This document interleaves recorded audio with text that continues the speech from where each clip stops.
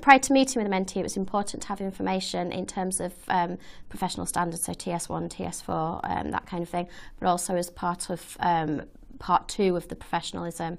Also, any effective strategies that had worked, the relationships with other people in the other schools, so that we could build up on those from placement 1.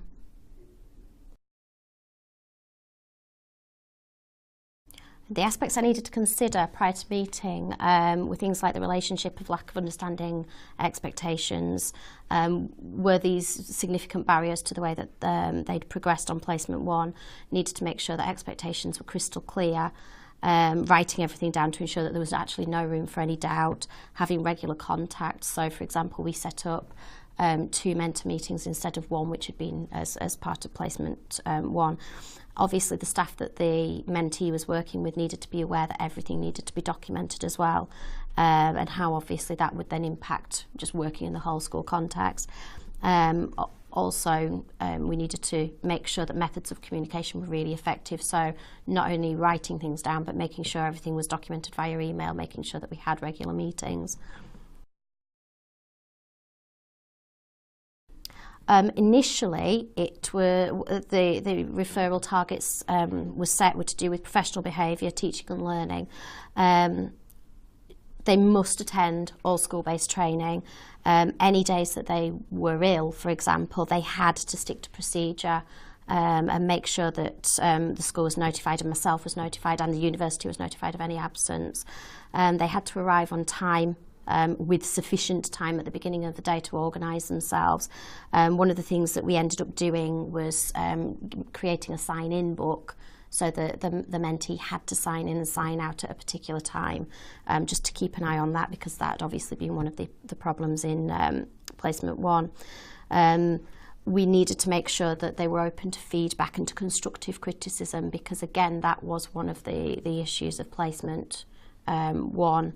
And obviously be able to then act on any advice that was given to them by the host teacher or by the senior mentor.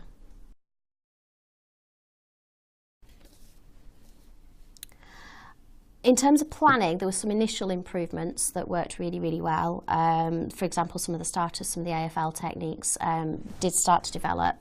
Attendance and punctuality did improve initially, and obviously that was closely monitored in terms of signing in and out every day. University tutor obviously came in, and the mentee did actually pass. It was, a limited pass, but they did pass. However, it was one of the things that we did do was state very clearly that if there was a decline, there would then be a cause for concern issued immediately. And the mentee did form some really good relationships with some of the pupils and staff. But generally speaking, they didn't necessarily do enough to be able to move on.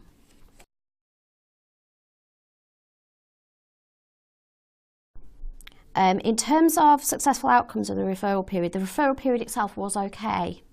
The issue then came with the fact that there was a slight decline, and obviously they didn't follow the whole school behaviour policy repeatedly, despite the advice from every host teacher, despite the advice from the senior mentor and from myself.